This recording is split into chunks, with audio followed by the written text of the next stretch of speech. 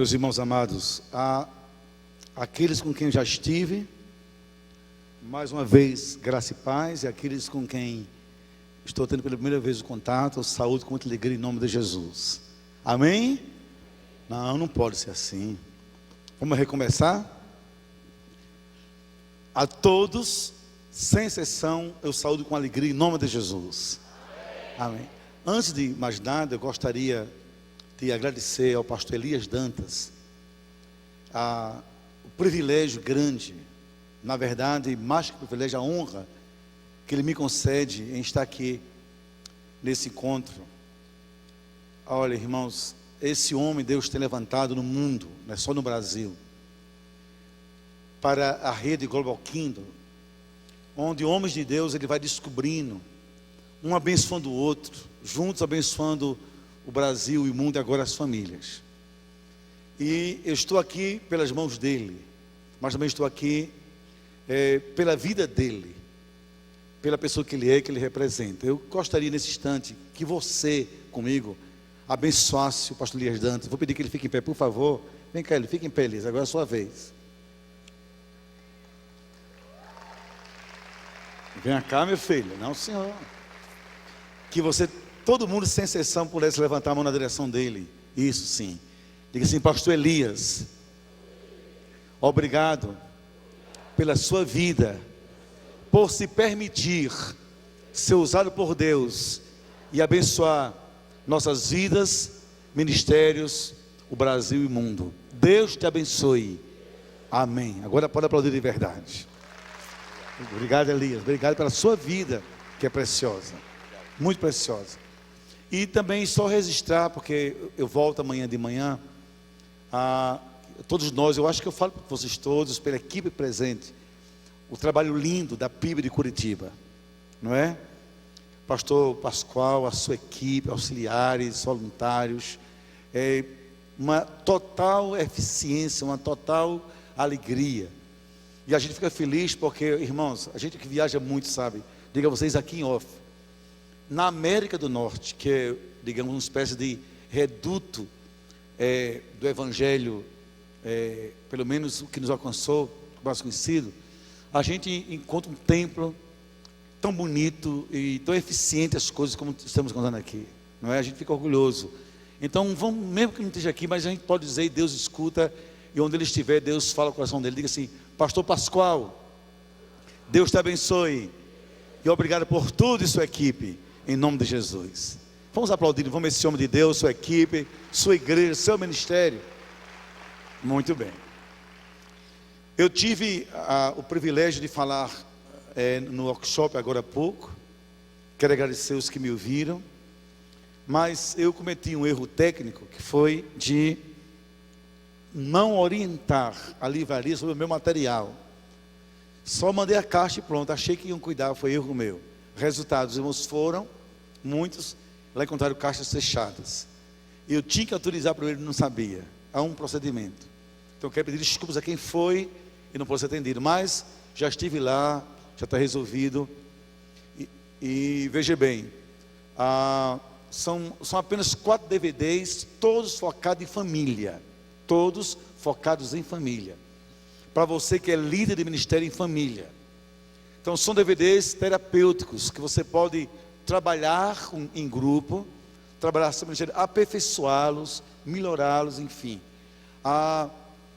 Existe um custo, porque a vida é assim, mas eu não vivo disso, nem trouxe para vender e ganhar lucro, de jeito nenhum, para abençoar vidas. Então estão na livraria. Eu falo um deles sobre como às vezes as famílias encontram, as pessoas encontram na sua casa um sabor amargo na mesa da família, os cálices amargos na família. Saber usar essa metáfora para trazer cura para a família, a partir do líder, é uma bênção muito grande. Um outro fala sobre as janelas, que vou trabalhar agora à tarde, o sacerdócio do homem, e sobretudo a gente vai pensar sobre também os fundamentos da família. Apenas isso está na livraria, se você quiser depois, está tudo pronto. Eu só queria pedir permissão ao pessoal do controle para liberar a imagem do meu estudo aqui, a cultura e como ela atenta contra a família enquanto projeto de Deus. É possível? Isso. Meus irmãos, mesmo sendo uma plenária, eu quero, assim, trabalhar um tema bem contemporâneo, bem atual com vocês, líderes de famílias, ministérios com famílias. E nós temos todo o respeito à liderança. Vocês são, digamos, matéria-prima de Deus nesse ministério, parceiros de Deus nesse cuidado com a família. E eu quero fazer um recorte sobre o ministério com família, o ministério com casais e a confrontação da cultura com a qual nós lidamos, contra a qual nós lutamos e que nos amedronta, nos apavora, nos sufoca, nos ameaça, nos desafia. Mas uma coisa é certa: tais confrontações são desafios, para que nessa guerra pela família, nós não tenhamos medo, assumamos a postura de um Davi, que sabe não somente as armas que possui, mas sabe o Deus pelo qual luta, e não tenha medo dos Golias da vida, porque apenas são Golias, mas Golias sem Deus são apenas gigantes no chão. Nós somos de Deus os guerreiros, e Deus conta conosco, amém? Vamos ficar todos em pé, por favor. Você, se não quiser, nem precisa abrir a Bíblia, mas apenas acompanhe, para eu introduzir a dimensão cultural desse texto, fazendo uma releitura na dimensão da família cultura de Romanos 12, a partir do versículo 2, e basta ouvir. Escute, por favor, com ouvido crítico cultural, do que apenas com um ouvido teológico hermenêutico, para você mudar de categorias, tá certo? Que o objetivo não é trabalhar o texto, é trabalhar a cultura que nos cerca, o ministério nosso com família e os desafios que se nos levantam nesse contexto cultural, religioso no nosso tempo. Eu vou tentar ler me colocando no lugar do apóstolo Paulo, apenas isso. Por favor, diria ele, líderes de casais, líderes de famílias, homens e mulheres de Deus, conselheiros, com quem Deus conta para o seu projeto, não se conformem com a cultura deste século permissivo, tirano, liberal, inimigo de Deus. Resistam e transformem-se. E transformem esse século pela renovação de suas mentalidades, dos seus pensamentos, de suas categorias e formas de pensar, família, Deus e o mundo, para que então, como líderes, como mensageiros, como ministros, conselheiros, como parceiros de Deus, vocês experimentem seu ministério com família, qual seja boa, agradável, e nessa área a perfeita vontade do Senhor. Vamos orar. Por favor, baixe a cabeça comigo, feche os olhos. Meu Pai querido, Deus, eu me quero diante de homens e mulheres tuas, Senhor, que amam tanto a tua causa, também, meu Deus, sofrem tanto por ela.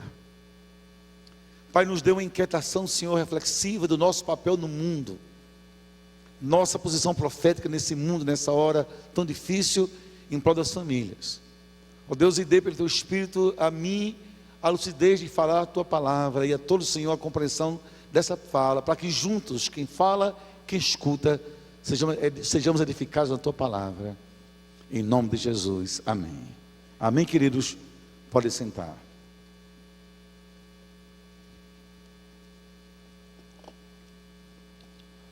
Quando eu era recém-formado, eu tinha apenas 22 anos de idade, formado em teologia no Recife, minha esposa de Natal, e um grupo de colegas meus perguntou-me: Estevão, você vai fixar residência onde?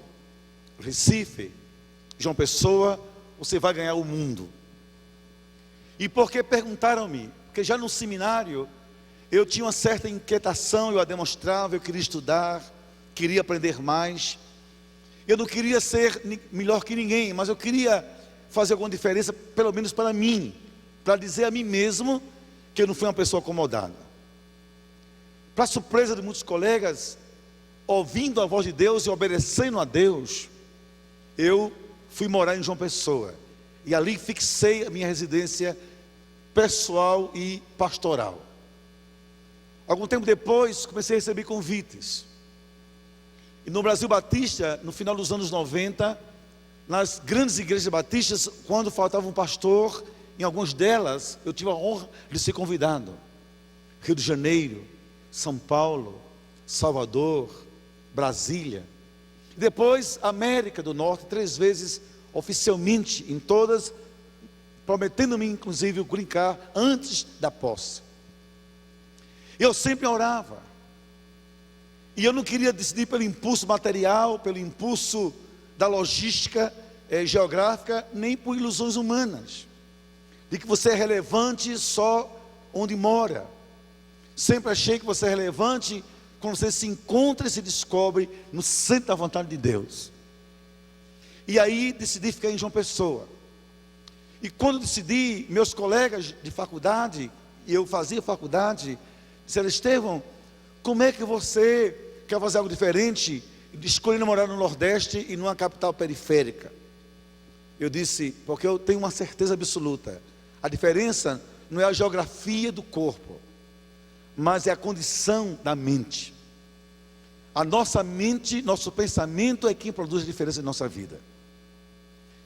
E nesse espírito, Paulo mexe com a gente. Diz assim: pensem de forma relevante, enquanto ministro de Deus, que lida com família. Tenham ministérios relevantes, tenham ministérios que façam diferença, porque vocês são para Deus pessoas especialíssimas, parceiros de uma grande causa. Mas aprendam, se a mente não muda, não muda a geografia da nossa vida. Por outro lado, Paulo vai dizer: você só pode pensar sua mente mudando se você tentar entender a mente onde você vive. O pensamento que lhe circunda pode determinar ou ampliar ou diminuir o mundo onde você vive. Então eu moro em João Pessoa, mas é um lugar geográfico. A minha mente passeia pelo mundo, vai mais longe do que a minha geografia física. E nesse pensamento, eu um dia fui estudar sociologia, me doutorei em sociologia, apaixonei-me. Eu podia parar onde estava, porque gostei de teologia e de psicologia, mas fui à frente. Porque um dia eu fui à África e aquilo me impactou. Fui ao Oriente Médio, aquilo me impactou. Passei um tempo na América, aquilo me impactou. Conheci a Europa, aquilo me impactou. Mas eu voltava para João Pessoa para entender que o meu mundo tem que ser um mundo pensado por mim, concebido por mim, mas também tem que ser um mundo dirigido por Deus.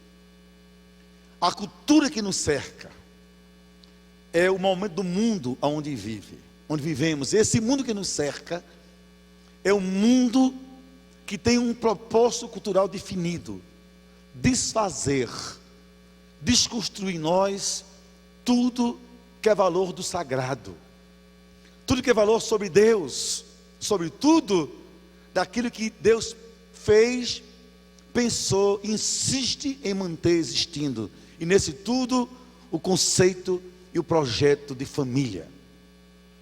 E a gente não pode entender, irmãos amados, líderes, as mudanças de percurso desse mundo em relação à família, só de forma pontual.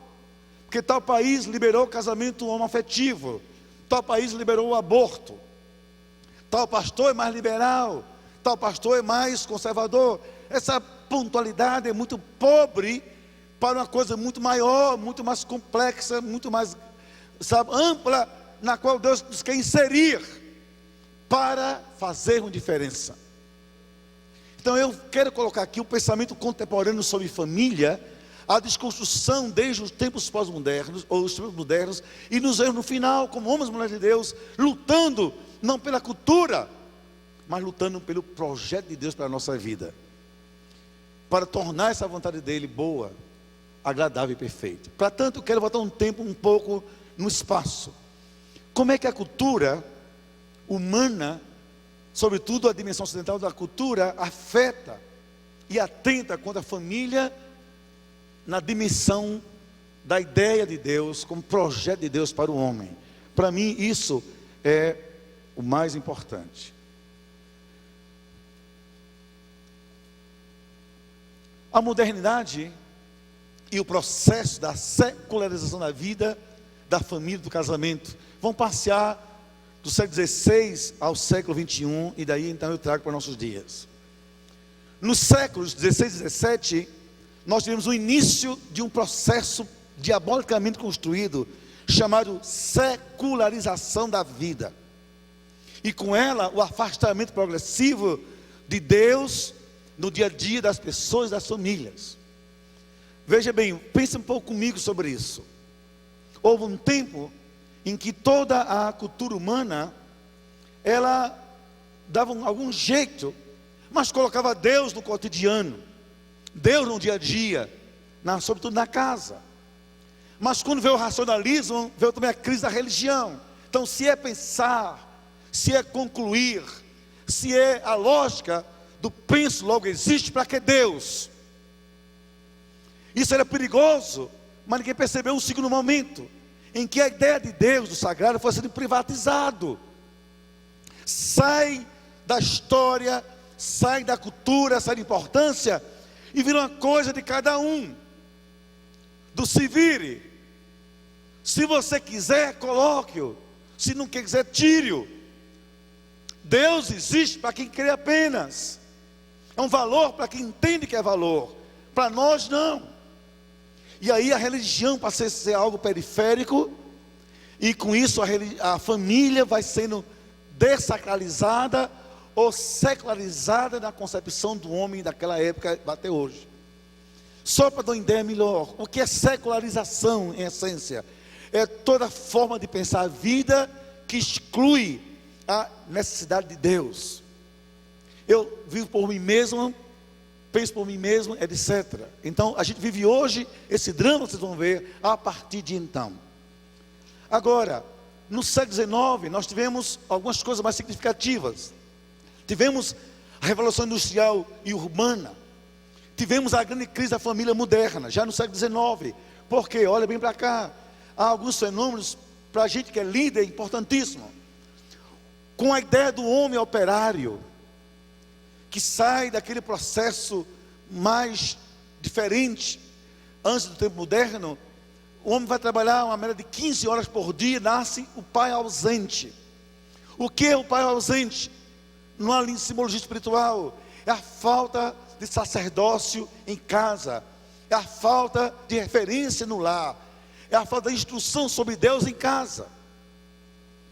Como é que se pensa Deus numa família, no século XIX, no início, onde o homem passa o dia todo fora? Quem ora, quem lê a Bíblia, quem agradece, quem reflete, quem olha para os céus? Ninguém mais. Talvez a mulher. E talvez aí começou esse movimento de migração da liderança sacerdotal do homem para o preenchimento do vazio dela, através da figura materna, no início mais presente, depois também ausente. Porque a mulher também vai para o mercado, se torna uma mãe ausente. Agora escute, nasce aí um fenômeno perigoso, sobretudo do ponto de vista espiritual, é a terceirização da presença, do afeto, do ensino sobre Deus. Nasce a ideia de escolas religiosas. Agora, como é que se terceiriza a presença? Cadê meu pai? Cadê minha mãe? Cadê o abraço? Cadê o afago? Cadê o beijo? Cadê o conselho? Então bota uma babá, paga um tutor, paga uma tutora, paga uma ama, oferece o peito, dá um jeito, papai trabalha. Agora, se você terceiriza a atividade e o afeto, quem vai dizer, papai te ama, mamãe te ama, quem vai dar o colo, quem vai afagar, terceirizar o afeto? Olha que drama surgiu que nós vivenciamos hoje. Quantos filhos hoje, quando querem abraço, palavra, atenção, ligam para um tio, para uma tia, que o pai perdeu esse espaço. E o pior de todos, queridos, é a terceirização, sabe, da busca sobre Deus. Então nomeia alguém que reze, alguém que decore a Bíblia, alguém que ensine versículos, faz de conta que isso dá certo. Então os pais não falam que estão ausentes, as mães não falam que estão ausentes, ninguém ora porque não há quem ore. Então chama alguém, ensina o credo, ensina o Pai Nosso, leva para a igreja, chama um pastor, um reverendo, dá um jeito. Afinal de contas, diziam, Deus é importante. Será mesmo? Agora olha a minha questão hoje. Talvez não seja verdade que nossos ministérios, em nossas famílias, já em nosso país hoje, a gente vive esse drama. A gente é ocupado demais com tantas coisas. Quem cuida dos nossos filhos, quem abraça nossos filhos, quem afaga nossos netos, quem ora com eles, nós, outros, com os quais terceirizamos a própria realidade da vida com Deus. Quem?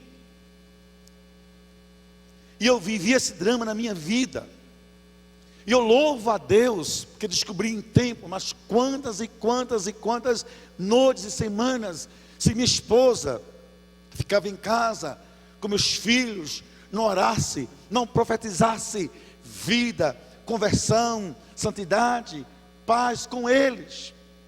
E nas noites escuras, nos trovões, nos relâmpagos, das tempestades, se ela não estivesse ali perto, onde estava eu, viajando, de alguma forma, dizendo, Deus, ainda é bem que minha mulher faz a minha parte, mas será que alguém faz a parte do outro, a que Deus delega ministério, vida e sacerdócio? Quando acaba o século XIX, a coisa está pior. Se no século XVI, XVII, XVIII, Deus vai para a periferia da vida, agora Deus é terceirizado, é um serviço de terceiros. O afeto começa a gerar pessoas complicadas, a falta do afeto, complexos, recalques, vazios, sabe, sensação de nulidade. E aí vamos colocar algo no pastel da vida, porque a carne foi embora. Chegamos ao século XX, por favor, me acompanhe.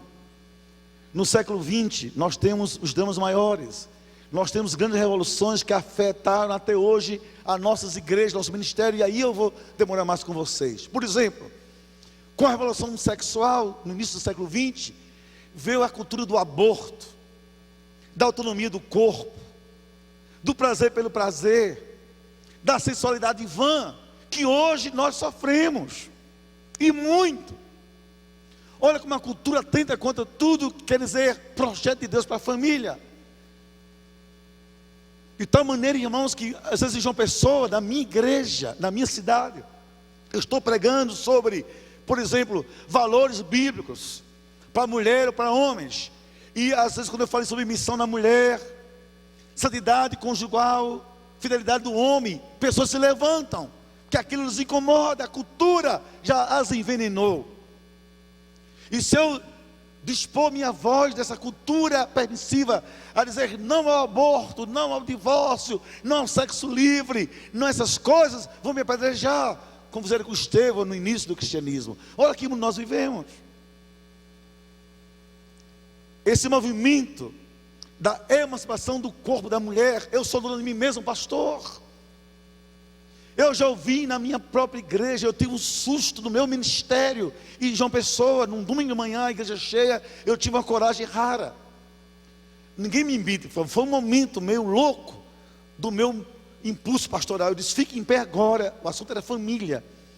Quantos casais moram aqui há anos e nunca foram casados? Eu fui até mais radical, nem no pastor, nem no padre, nem no juiz, só moram juntos. Na minha congregação, minhas ovelhas, numa manhã de repente, 22 casais ficaram em pé chorando. E eu perguntei, por que não se casaram? Olha a resposta cultural, nós nos sentimos casados, nunca precisamos de bênção para isso, Deus já nos abençoou desde que nos conhecemos. E minhas ovelhas, na minha igreja, afetados pela secularização da vida e totalmente afronta a Deus via padrões culturais nos quais vivemos hoje. E se eu falo sobre outras coisas, meus irmãos, eu tenho processos em várias áreas, sobretudo na área da psicologia clínica, como eu sou psicólogo clínico, já lhes falei anteriormente. Proposições contra a união homoafetiva, posições contra o aborto. Mulheres se levantam em João Pessoa e dizem: não, pastor Estevão está ultrapassado, vão a debates agressivos, é difícil. Mas a cultura não pode calar a nossa voz. E hoje a gente vive um momento assim no mundo: homens e mulheres vivem em competição, independência, individualistas. O mundo vai mudando e a gente vive essa crise. Agora, por favor, vejam bem, estamos no século XXI, e eu quero parar aqui por causa dos nossos ministérios.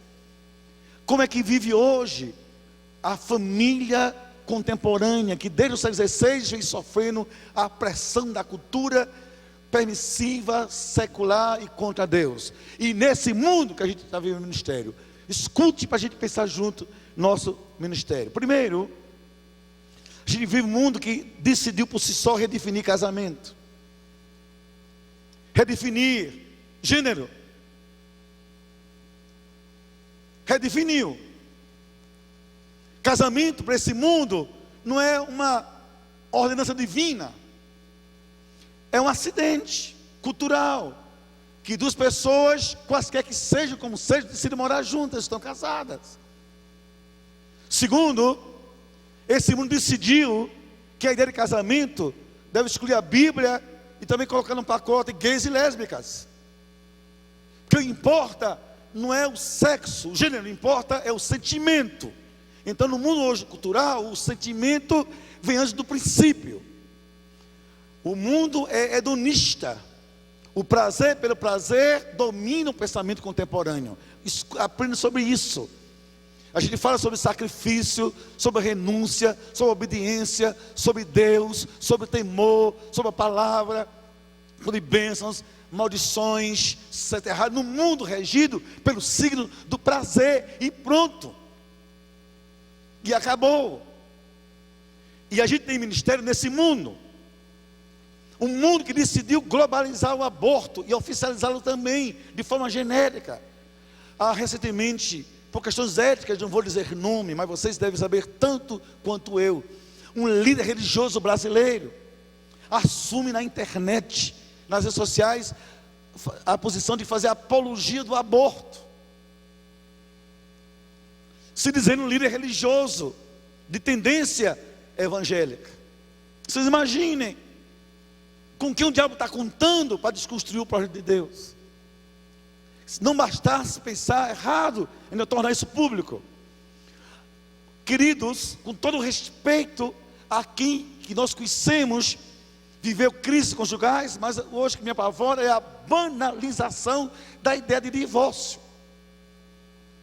No mês de junho, o que eu vou dizer, vocês fiquem pasmos, por favor, mas não entrem em crise.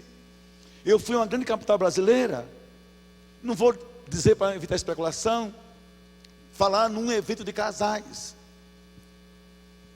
O pastor amigo meu colocou-me no hotel, eu fiquei muito feliz de estar naquele hotel com minha esposa. Quando íamos embora na última noite, na bancada do hotel, eu ouvi hinos. Eu disse assim ao porteiro: que é esse som? É que está havendo um culto aqui embaixo. Mas que culto é esse? Estão inaugurando um trabalho evangélico. Isso mexeu comigo. Minha alma é evangélica, a química é evangélica. Aí desci. Para minha surpresa, lá encontrei uma estrutura se organizando, cujo líder dessa comunidade, já está, porque eu sei, com a 4ª mulher oficialmente assumida. O que está dizendo a geração que o acompanha? Enquanto houver sentido, a força do sentimento, isso é que impera. Enquanto eu achar que amo, estou. Quando achar que não há, deixo e vem outra. Então é uma coisa profundamente banalizada. Eu estou em pânico por essa cultura que nos cerca. E a família cristã está em crise, porque nem há homem referência, nem há ministérios, não é, sabe, que tenham coragem de assumir publicamente, como nós fazemos. Nós somos esse remanescente de Deus, certas verdades. Estamos com medo, estamos em pânico, estamos confusos, mas eu lhe convido uma coisa a vocês, eu vou falar 4 verdades aqui, que nós não temos medo. Deus conta conosco, Deus nos dá graça. A cultura é permissiva, mas nosso Deus é Deus de princípios, e família está no coração de Deus. Não tenho medo disso, não tenho medo disso. Senão, ai de nós, ai da nossa vida. Queridos, a primeira coisa a dizer a vocês, dá uma paradinha aqui, nessa minha colocação, 4 pontos. Jesus, quando viveu aquele drama da dracma perdida, naquela parábola fantástica, pequenininha e fantástica, ele nos ensinou, e eu trago para a família, nessa mudança de paradigma da mente, 4 coisas que nós, seus servos, líderes com os quais ele conta, não podemos perder.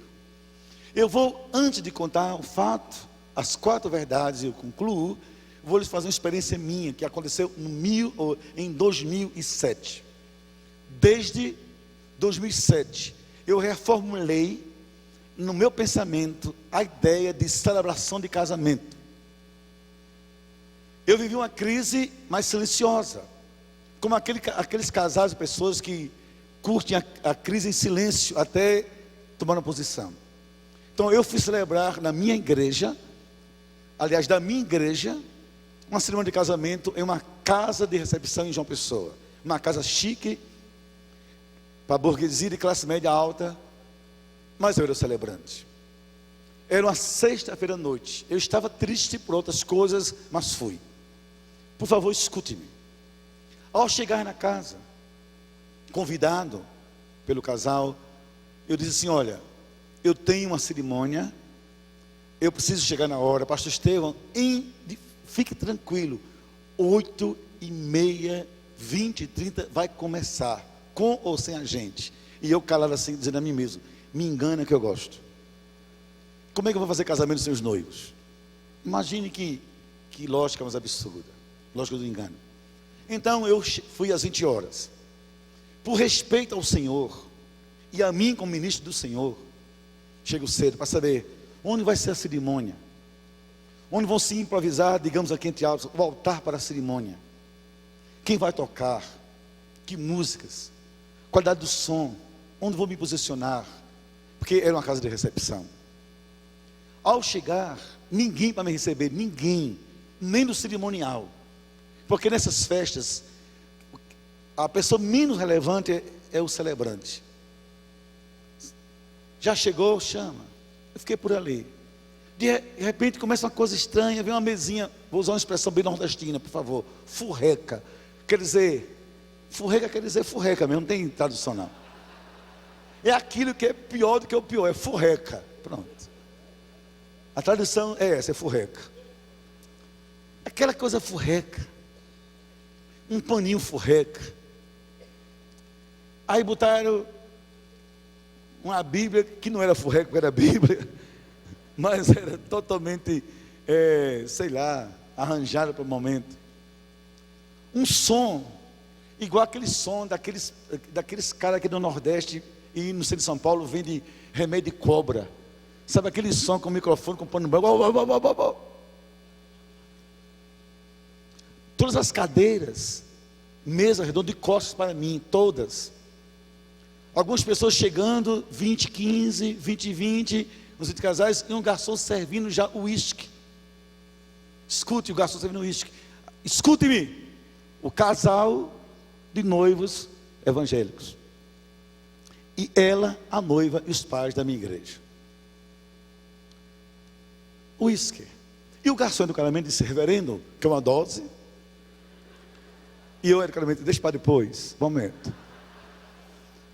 Aí a coisa vai, dá 8h30, ninguém chega. Nesse cerimonial, 8h40, chega uma mulher estressada, para dizer que é do cerimonial: pastor Estevão, que o senhor chegou.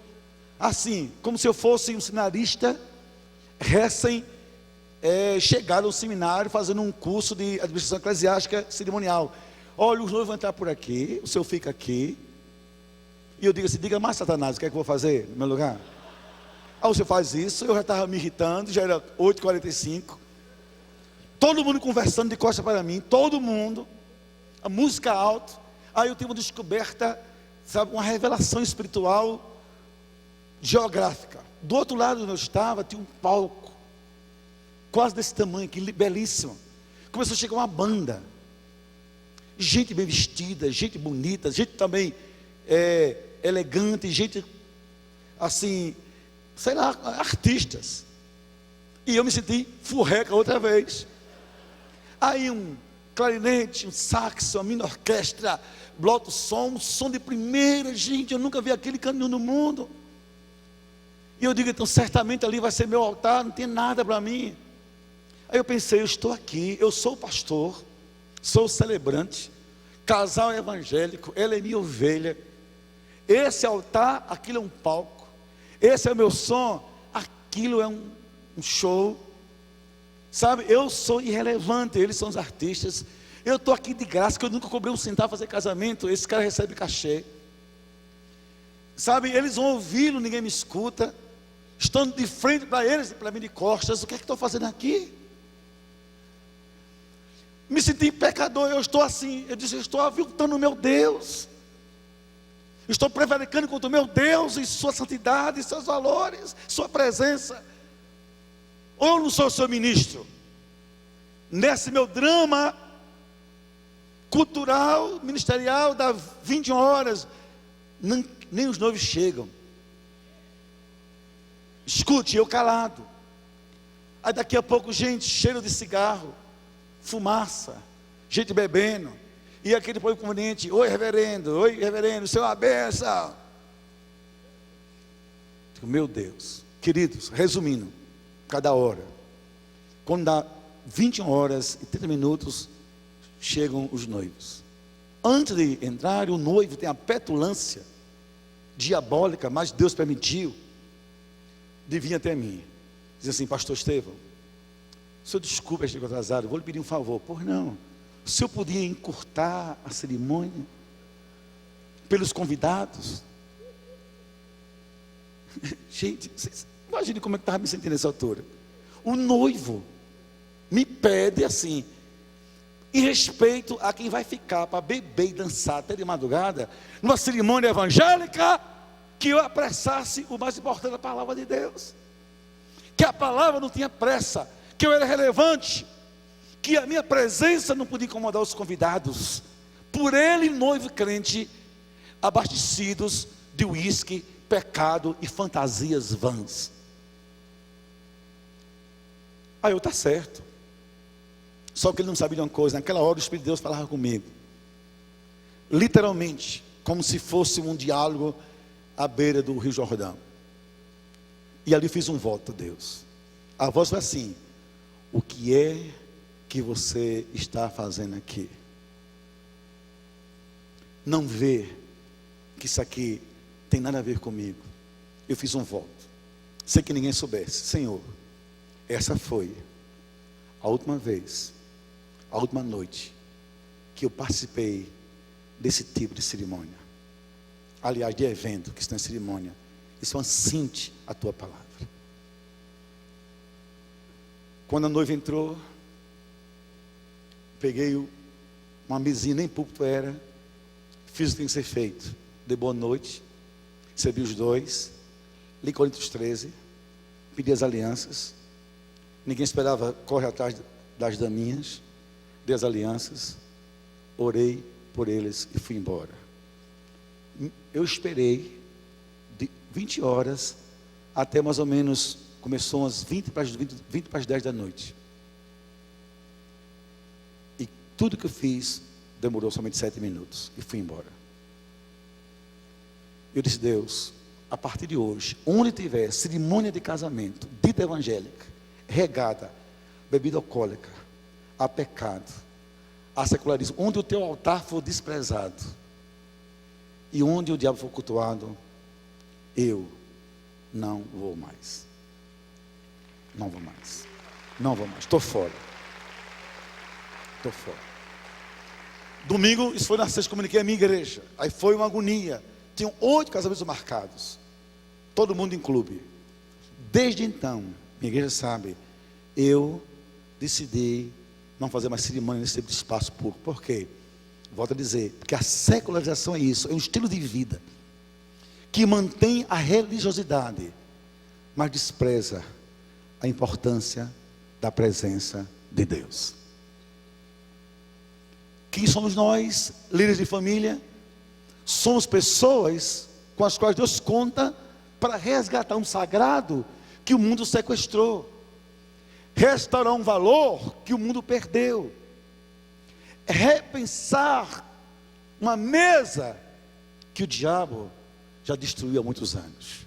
E eu quero encerrar dizendo a você 4 verdades, 4 princípios, 4 valores que você não pode perder na condição de ministro, líder desse ministério de família, no mundo em que o secularismo já venceu e faz muito tempo. Primeiro, olha para mim, nunca perca na sua casa e para os demais, como ministério, o senso que família é sagrado para Deus.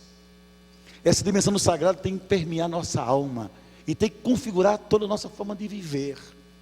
Nós vivemos para Deus, somos ministros de Deus, e o pensar do mundo não pode contaminar a nossa consciência. Eu estou aqui para servir ao Deus que é santo, santo, santo, santo. Ele conta comigo para resgatar na família também a glória da sua santidade. Diga não quando a Bíblia disser não. Diga não quando tiver consciência que Deus não sela aquilo. Diga não, ainda que nem todo mundo lhe compreenda, mas diga não. E dê uma explicação simples. Por que não, pastor? Porque eu tenho compromisso com meu Senhor, e meu Senhor é quem dirige a minha vida, e a sua vontade formata a minha forma de pensar e de viver. Resgate isso. E talvez esse congresso tem tanta coisa boa que vai nos revolucionar. Eu sei que ainda virá. Por favor, resgate isso. Nossa vida é sagrada, família é sagrada, e Deus conta conosco para resgatar essa dracma. Porque, gente, tanto faz o que pense Lula, o que pense Dilma, o que pense o Congresso, o que pense em quem quer que seja. Família tem a ver com o coração de Deus. E nosso ministério é para Deus, nesse mundo tão secularizado. Por favor, pense nisso. Segundo, não permita que nenhuma pressão cultural arranque de você uma dracma que tem que ser imperdível. O senso de prestar conta a Deus, de honrá-lo não por atividade religiosa qualquer, honrá-lo que é ministério cumprido na unção dele.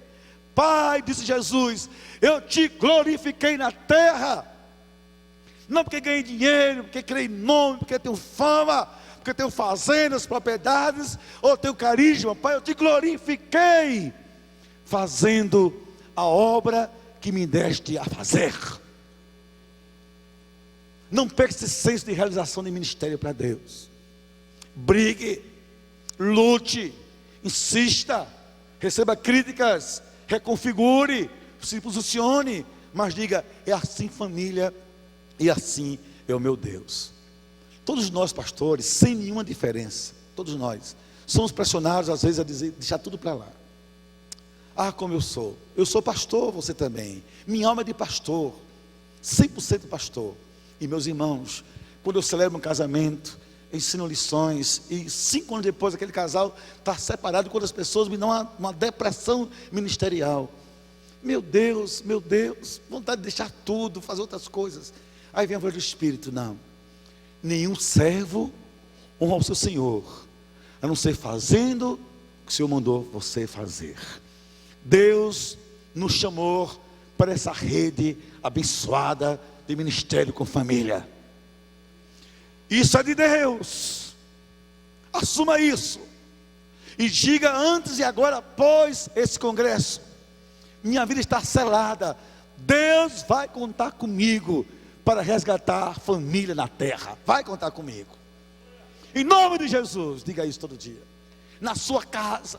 Meu filho é casado, teve uma crise com a esposa. Quem não tem filho? O que é que está acontecendo? Pai, é filho é difícil. Aí eu fiz uma brincadeira que ele quase entra em crise comigo. Filho, uma vez, filho, sua mãe, me perdoe as mulheres, isso foi uma crise minha, não tem nada a ver com vocês. Eu disse: filho, uma vez sua mãe me esquentou tanta cabeça, filho. Porque mulher, quando implica com uma coisa, só a graça de Jeová é uma potência. Filho, eu cheguei nesse apartamento que nós moramos, eu pensei em pegar sua mãe pela cabeça, filho, rodar, e mandar para a glória antes do tempo. Mas, filho, quando eu pensei, a minha vida sem ela, não tinha glória nenhuma mais na minha vida. Então, filho, eu disse assim: meu filho, problema a gente enfrenta, problema a gente sabe e reflete, problema a gente aprende, problema a gente supera. Agora, filho, o casamento é sagrado. Lute pelo que é sagrado, porque o que é secular, o diabo já tomou conta. Lute pelo que é santo, filho, porque de pecado o mundo já está cheio.